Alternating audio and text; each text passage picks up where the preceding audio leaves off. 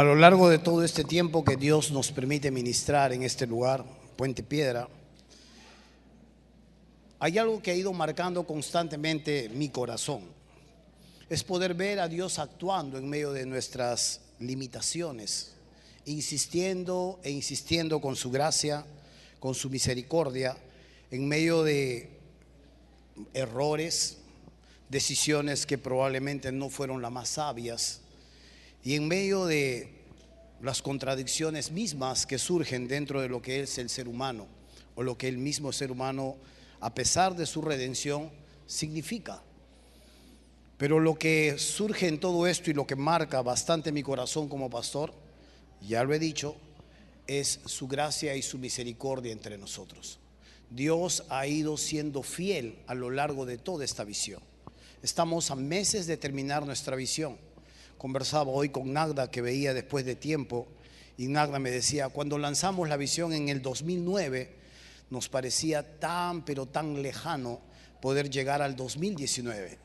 En broma nosotros decíamos, no vale caer en pecado, no vale morirse antes de tiempo, no vale desanimarse. Vamos juntos en todo esto. Y Dios ha sido fiel a lo largo de todos estos años. Hemos perdido hermanos que han ido a mejor ganancia, que es estar con el Señor, a Eva, a Carlos, a mi hermano Víctor, y Dios ha movido a otros hermanos a diferentes lugares. Dios ha movido a un pastorado, Dios ha movido a las misiones, Dios ha ido llevando a otros hermanos para perfeccionar otros lugares. Nunca hemos visto esto como pérdida, sino como ganancia. La influencia de la iglesia ha ido creciendo y ha ido avanzando. Ahora que nos vemos y ahora que podemos estar juntos en esta sala, sabemos también no solo que Dios ha sido grandioso con nosotros y muy misericordioso, sino que a su vez también nos muestra una inequívoca señal de que nosotros debemos seguir hacia adelante. Amén, hermanos. Estamos por terminar esta visión y pronto empezaremos una nueva visión. Probablemente en el camino venga Cristo, porque empezaremos desde 2020 hasta el 2030, una nueva visión, 10 años más juntos. Y tal vez en el camino venga Cristo, o en el camino alguno de nosotros, incluyéndome a mí, Dios nos mueva, Dios nos saque de este mundo. Pero sabemos claramente que si Dios no está entre nosotros, todo lo que nosotros hagamos puede terminar siendo de vacío, de inutilidad. Pero si Dios está con nosotros, sabemos claramente que el hombre, a pesar de que pueda faltar, Dios seguirá completando su obra. Vamos a orar un momento y vamos a dejarle este tiempo al Señor de aprendizaje a través de su palabra. Oramos. Padre, gracias te damos en Jesús por este momento que me estás entregando junto a tu pueblo. Gracias te damos por la inmensa misericordia de poder ser tus hijos. Gracias te damos porque tú nos estás guiando y tú nos estás enseñando. Gracias porque también nos corriges. Y hoy en esta mañana queremos dejar en tus manos esta enseñanza. Padre, queremos rogarte, mi Señor, que tú guíes todo este tiempo, Padre. Y quiero, Padre, en bueno, para que tú estés sobrando, que tu Espíritu Santo hable a nuestros corazones. Que tu Espíritu aplique las palabras que hoy vamos a tomar y que, Padre bueno, nos puedas enseñar claramente tu verdad. Así lo rogamos, Señor, en el nombre de Jesús, tu Hijo. Amén. Nosotros hemos empezado, abramos nuestras Biblias en Efesios capítulo 1.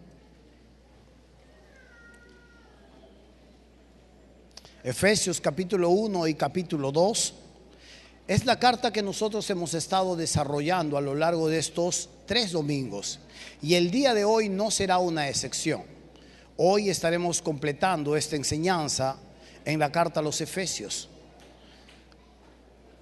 Cuando vemos la gente trabajando desde muy temprano, los maestros, los discipuladores, los sugieres, los evangelistas, cuando vemos todo lo que Dios ha ido haciendo a lo largo de todos estos años, nos gozamos, porque somos parte de todo ello.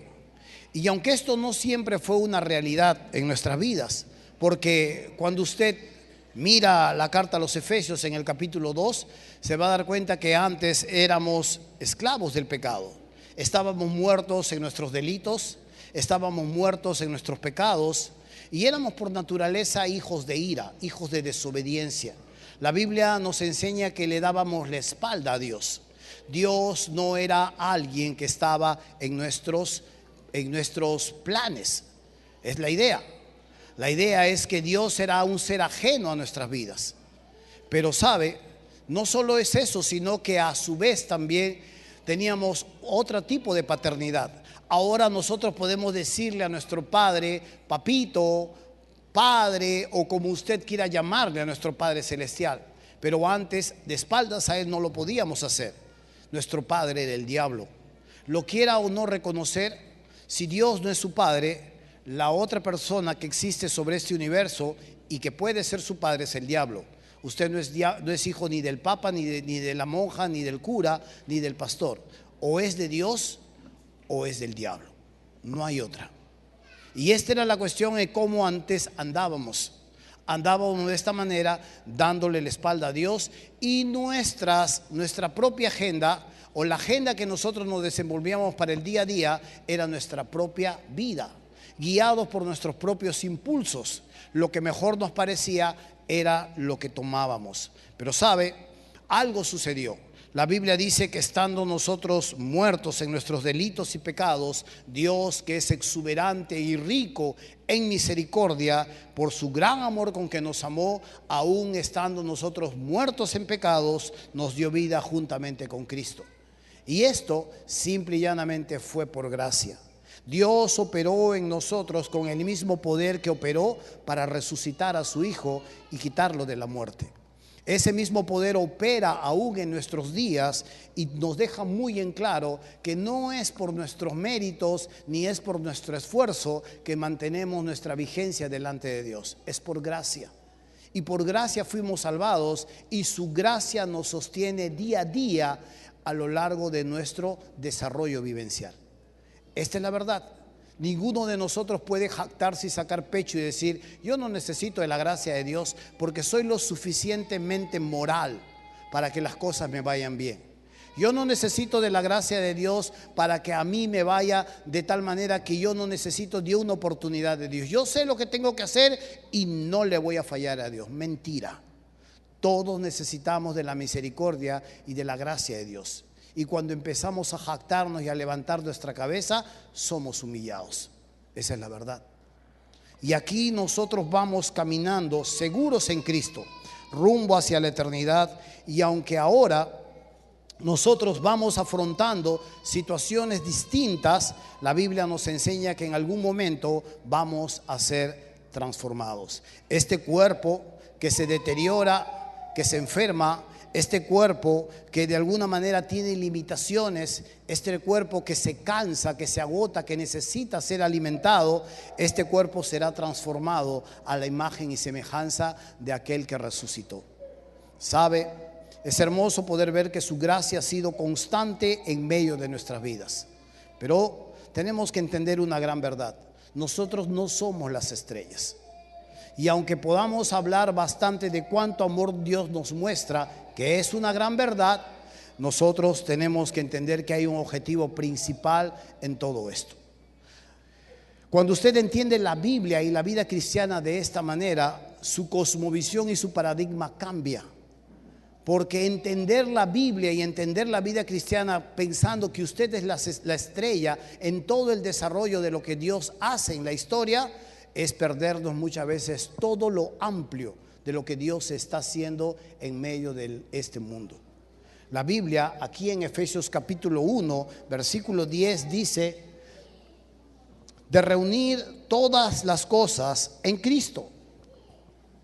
De reunir todas las cosas en Cristo, en la dispensación del cumplimiento de los tiempos, así las que están en los cielos como las que están en la tierra. Note usted esta gran verdad que la Biblia nos enseña en Efesios capítulo 1. Esto va más allá del ser humano. Dice el versículo 1 del capítulo 1, el versículo 10, perdón, del capítulo 1 dice: de reunir todas las cosas en Cristo, en la dispensación del cumplimiento de los tiempos, así las que están en los cielos como las que están en la tierra. Y Colosenses capítulo 1 versículo 20 también nos habla de esta gran verdad.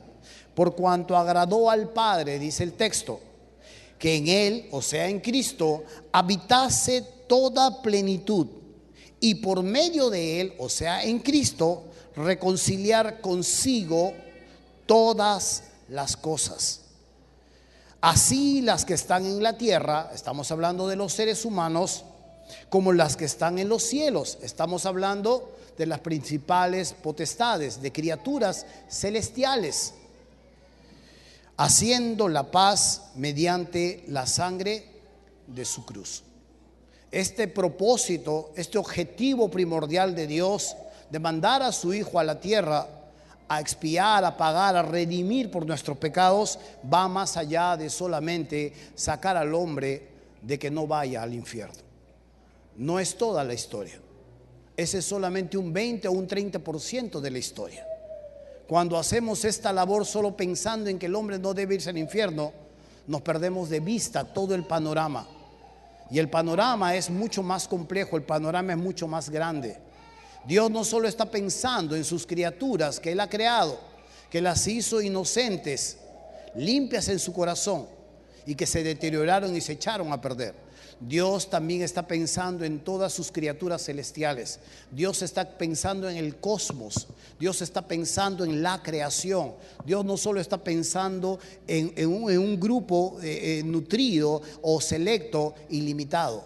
Esto va más allá de solamente evangelizar. Esto tiene que ver con su honra. Esto tiene que ver con su gloria.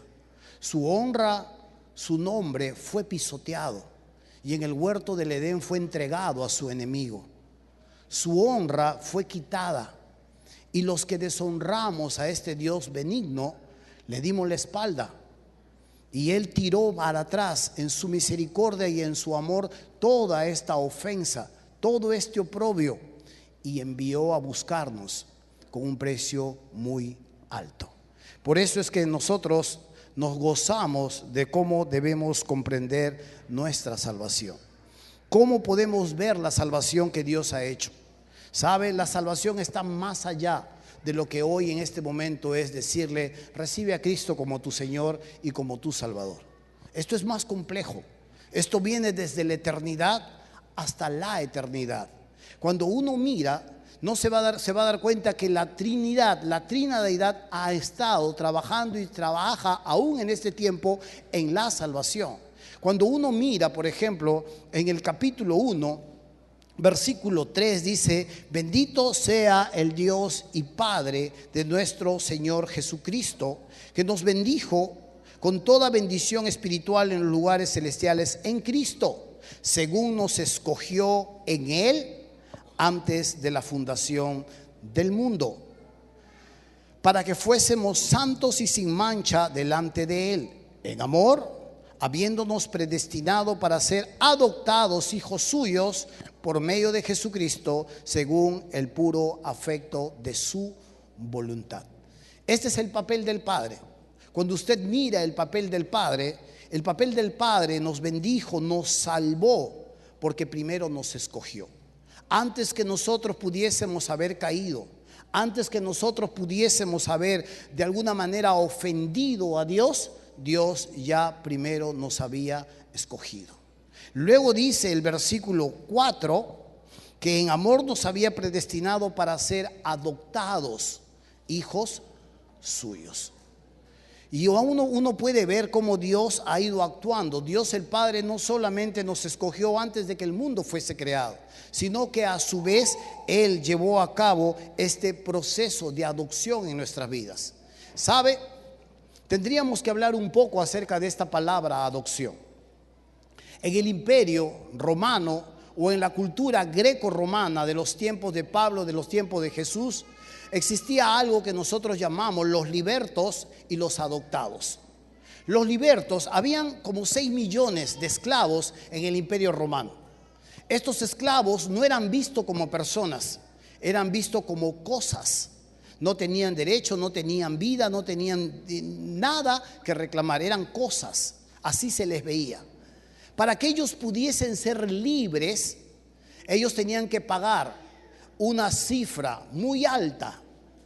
Era imposible que un esclavo pudiese liberarse. Y si se liberaba un esclavo, si alguien pagaba por este esclavo, ¿sabe?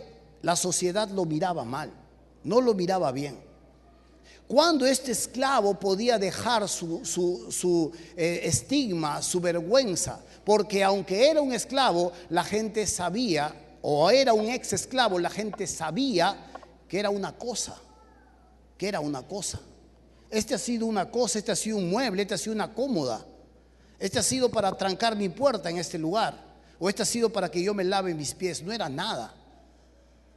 Y comprar su libertad y ser libre en medio del imperio, la gente lo miraba mal. La única manera que lo podía sacar de este estigma, sacar de esta vergüenza, era ser adoptado. Y esto es lo que hace el Padre. El Padre no solo nos liberta a través de su Hijo, sino que a su vez nos adopta. Por eso es que nadie puede venir a mí, dice Jesús, si el Padre no le trajese. Cuando Jesús habla en la oración sacerdotal, ahí en Juan capítulo 17, Él constantemente le está repitiendo a su Padre en medio de esa oración, de 6 a 7 veces les dice: estos que tú me diste, estos que tú me has dado, estos que me has dado, que me diste. Y lo dice y lo repite constantemente, haciendo alusión de que el Padre les ha acercado a estos esclavos. La única manera de sacar a un esclavo del oprobio, de la vergüenza, era ser adoptado. Y la adopción en el imperio romano no era como ahora en este tiempo nosotros vemos. Mientras más chiquitito, mientras más guaguita, mientras más bebe, mejor. No sabe de su realidad, no sabe de su naturaleza. Va a crecer y en algún momento le tenemos que decir que somos sus papás. Pero la adopción no se hacía en esos tiempos cuando eran bebés. La adopción se hacía cuando la persona era mayor. Y el que quería adoptar a una persona mayor tenía que hacer una asamblea o tenía que hacer una reunión pública donde paraba a este hombre que iba a adoptar y le contaba a todo el mundo que ahora adoptaba a este hombre, que lo hacía parte de su familia. Pero ¿por qué más? Porque le decía a la sociedad: este hombre que tienen a mi lado va a tener los mismos privilegios que yo tengo, va a tener los mismos derechos que yo tengo y va a gozar de las mismas riquezas que yo tengo. ¡Wow! Solo ahí esta persona que había sido esclavizada, que era una cosa, adquiría preeminencia. ¡Wow! La gente lo podía ver. Y ya no era una cosa, era alguien que tenía un enorme privilegio. Alguien lo había adoptado y le había conferido todo lo que le pertenecía a él, se lo había conferido a él. Esta es nuestra historia. Esta es la salvación que el Padre ha hecho con nosotros. Amén. Cuando uno tratamos de ser honestos con nuestras vidas, cuando uno recuerda nuestros orígenes, y aún siendo niños o aún siendo bebés dentro de la iglesia, cuando uno reconoce sus propios pecados, puede decir: carambas, de todo esto Dios me ha perdonado, me ha librado y me ha conferido sus derechos. Por eso es que fuimos resucitados y juntamente con Cristo hemos sido sentados en lugares celestiales. Amén. Este es para gozarnos, de verdad. Esto es para que nosotros podamos decir: gracias, Dios, no teniendo nada me has dado todo. Porque Cristo por eso se hizo pobre, dice, para que nosotros fuésemos enriquecidos. Ahora, cuando vemos la segunda persona de la Trinidad, aquí en el capítulo 1,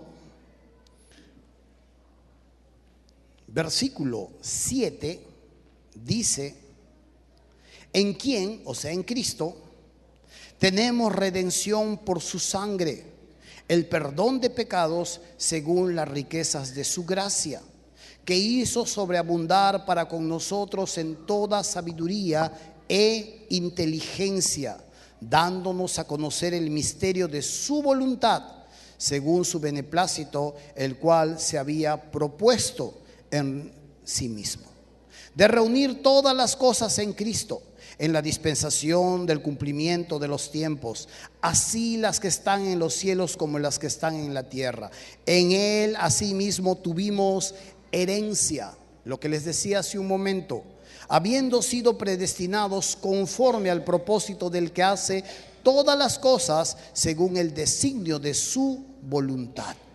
Hermoso poder ver hasta este versículo y darnos cuenta de ahora la salvación que el Hijo ha hecho en nosotros. Usted ya tiene proyectado el primer papel que el Hijo hizo con nosotros. Nos redimió, nos compró, pagó el impuesto, pagó el precio.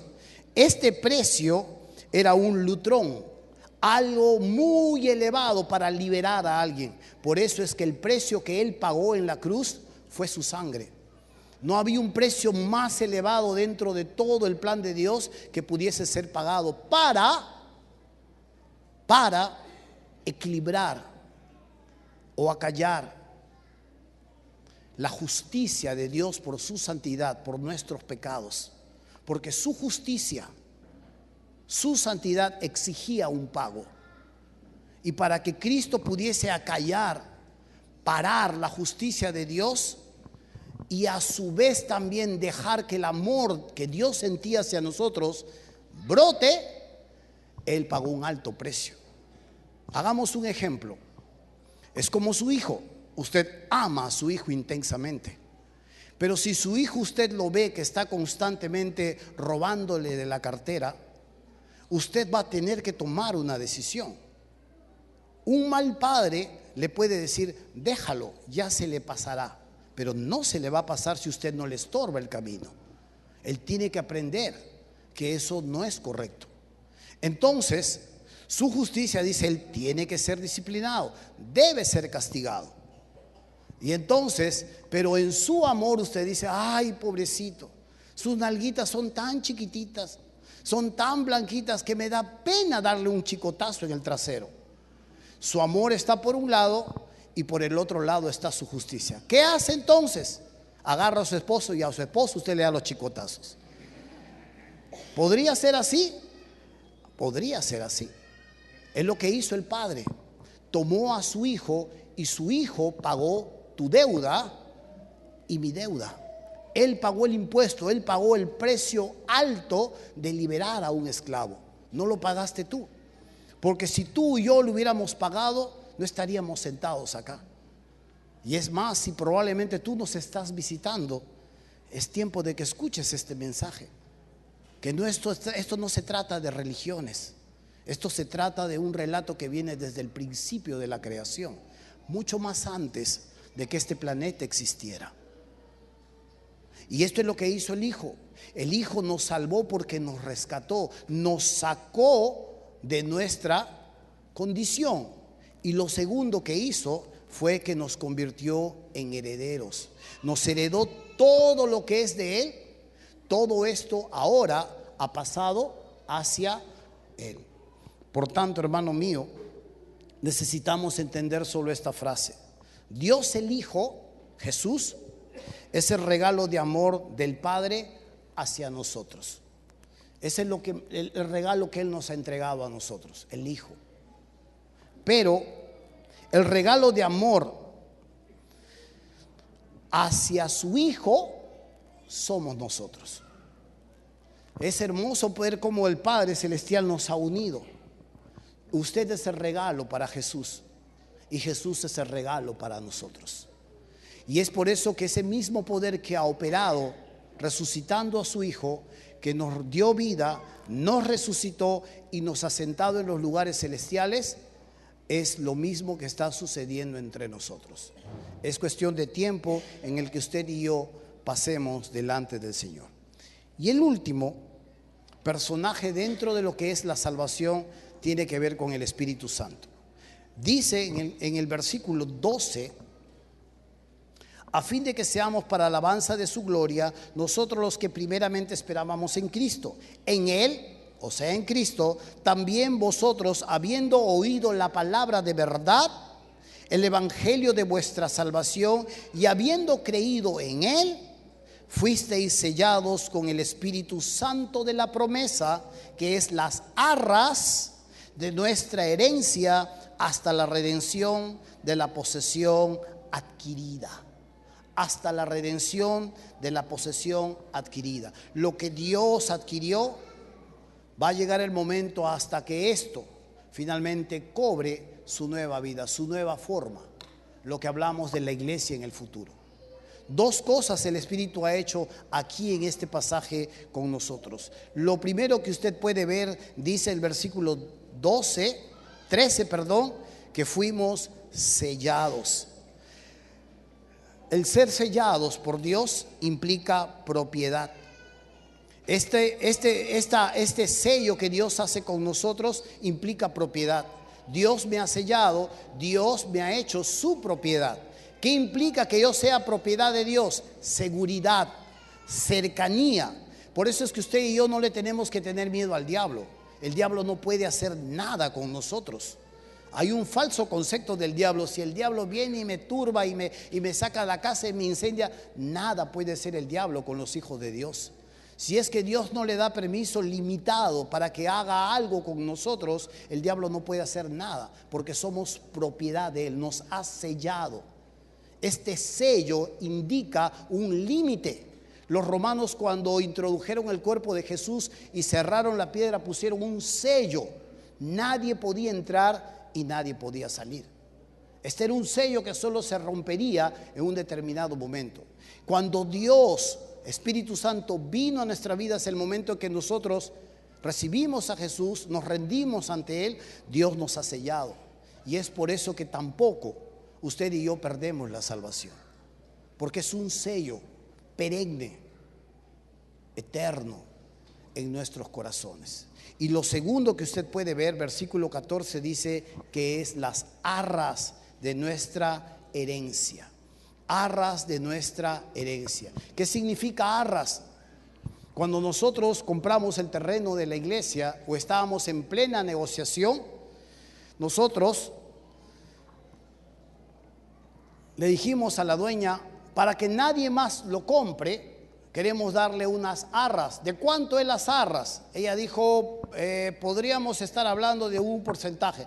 Nosotros dijimos, le damos $3,500 y si en 20 días usted no ha recibido el dinero de nosotros para la compra del terreno, usted se queda con el dinero, los $3,500. Queríamos asegurar ese terreno. Queríamos luego volver con el dinero y decirle, aquí está, te hemos dejado una prenda de garantía.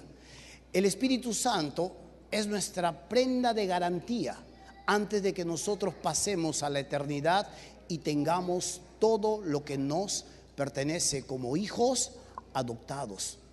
Esta es la prenda de garantía. Pero esto también significaba en los tiempos de Pablo no solamente una prenda de garantía, sino también significaba una relación de amor. Cuando uno mira lo que Dios ha hecho con nosotros, no solamente nos ha dejado una prenda de garantía, sino a su vez una relación constante que nos lleva a amar al Señor.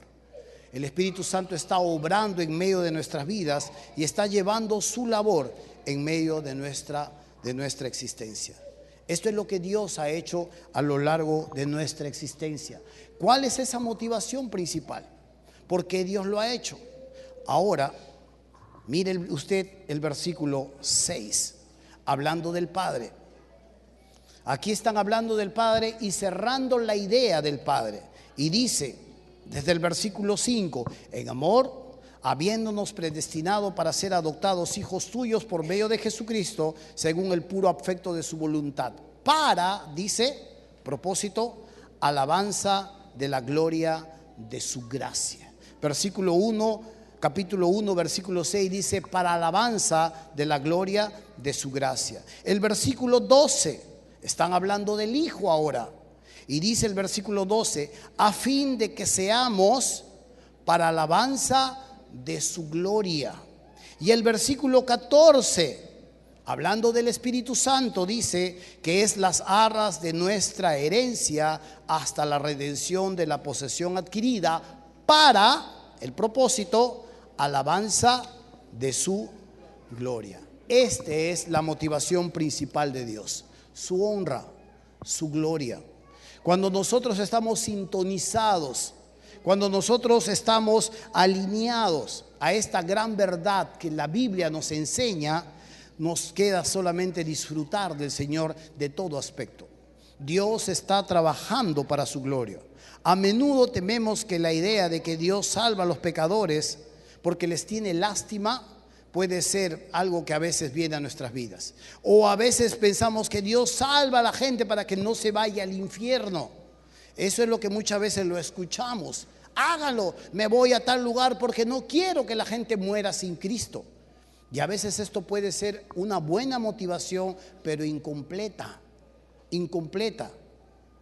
El verdadero propósito, el propósito mayor de por qué Dios nos escoge, de por qué Dios nos adopta, de por qué el Hijo nos rescata, de por qué el Hijo nos hace herederos, de por qué el Espíritu Santo nos sella y por qué el Espíritu Santo nos da como una prenda de garantía, se ofrece como prenda de garantía, es porque los tres anhelan su propia gloria. Parece egoísta, parece impuro, nos puede chocar como seres humanos. ¿Que Dios es egocéntrico? No, Dios está fuera de todo tipo de pretensión egocentrista. Pero no hay criatura más elevada que merezca alabanza de nuestros labios. No hay criatura que merezca mayor reconocimiento de parte de aquellos que han sido creados por Él.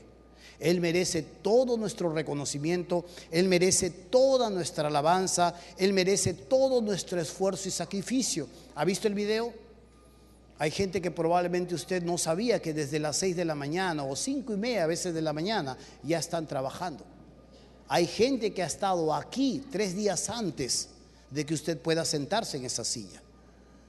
Y sé que usted, estando sentado en esa silla, también tiene su labor en los otros lugares donde nos movemos. Todos debemos entender claramente que esto lo hacemos para que el nombre de Dios sea honrado, sea glorificado. Él merece lo mejor de nuestra juventud. Él merece el más grato de nuestro reconocimiento. Él merece que nuestras finanzas sean generosas con su causa. Él lo merece. Él sabe claramente que todo esto está trabajando para su honra y para su alabanza. A lo largo de todos estos tiempos, nosotros hemos visto hechos prodigiosos, sobrenaturales de parte de Dios. Ya lo hemos venido contando a lo largo de los domingos anteriores. Hemos tratado de resaltar algunos de estos hechos sobrenaturales de parte de Dios. Pero también juntos hemos realizado esfuerzos físicos, monetarios, de nuestros propios bolsillos y de nuestras propias fuerzas. Hemos hecho ofrendas sacrificiales, hemos hecho faenas muy duras. Me daba gozo ver a este niño que estaba arrastrando las piedras, luego en el video sale ya bautizándose. Era una pequeña criaturita y quién sabe más que veremos en este lugar, casándose y probablemente hasta saliendo a las misiones. Amén. Ese es un privilegio. Ese es un privilegio. Y vamos a ver grandes cosas, porque cosas que ojos no vio, ni oído oyó, ni han subido en corazón de hombre, dice, son las cosas que Dios tiene preparado para todos aquellos que le aman. Amén. Por tanto, hermano mío, cada actividad que hemos hecho, cada ayuno, cada oración que hemos puesto delante de Dios, lo hemos tratado de hacer con equilibrio, porque de la misma manera que hemos querido construir la iglesia, también hemos querido construir el reino. Por eso es que, ¿sabe? Evangelizamos, plantamos iglesias. Hasta este tiempo nosotros ya tenemos plantado 4 iglesias hijas y anhelamos que 2 iglesias hijas más pronto van a salir a la luz. Aún todavía estamos orando por ello, viendo lo que Dios está haciendo ya. Y Dios nos dejará ver grandes maravillas una vez más. Pero a su vez también participamos de proyectos misioneros. Hay jovencitas, señoritas que se van a la selva, que trabajan en una etnia, los Yanesha, y que enseñan a sus niños, enseñan a sus señoritas con alto índice de abortos, de sexualidad. Hay señoritas, jovencitos que trabajan en Lima. Mandamos maestros para enseñarles a estas etnias discipulado, perfeccionarlos. Probablemente no los mencionamos mucho, porque la iglesia hace muchas actividades en el nombre del Señor. Hay jóvenes, señoritas, adultos, ancianos que salen a las calles a hablar de Jesús, que tocan las puertas, y todo esto lo hacemos por su gloria y su honra. ¿Sabe? Hay diferentes mecanismos que se han ido formando dentro de la iglesia, como la editorial, que ha ido alcanzando, influenciando 40 iglesias distintas a la de nosotros, mostrando y enseñando y llevando la sana doctrina. O como escuela de siervos, que también de la misma manera perfecciona a otros siervos de otras iglesias. Hermano mío, hemos aunado esfuerzos para invertir en proyectos misioneros, no solo aquí en Lima y no solo en la provincia, sino saliendo del Perú. Todos ustedes, juntamente conmigo, tenemos inversiones en el reino. Estamos apoyando en Guinea-Bissau, estamos apoyando con dinero en Marruecos, estamos apoyando con dinero en Colombia, y pronto estamos listos para entrar a la India y a la China. Cuando miramos hacia atrás, esto no era nuestra realidad. Pero por más que hubiésemos querido hacerlo, tampoco lo hubiéramos podido. Dios tiene su proceso poco a poco, donde va madurando a su gente, donde va formando el carácter de sus siervos, donde va perfeccionando sus mecanismos dentro de la iglesia. Lo que usted y yo necesitamos hacer cada día es no perder de vista a este Dios. Lo que usted y yo necesitamos hacer cada día es comprender que en esta fiesta no somos los principales invitados. El principal invitado es Dios, y que todos nosotros nos gozamos viéndole actuar entre nosotros, contestando sus oraciones, llevando a cabo sus planes, y juntos, una vez más, unidos para que su reino se siga expandiendo y su nombre sea glorificado. Amén, hermanos. Voy a pedirle que se ponga de pie. Vamos a orar en esta mañana.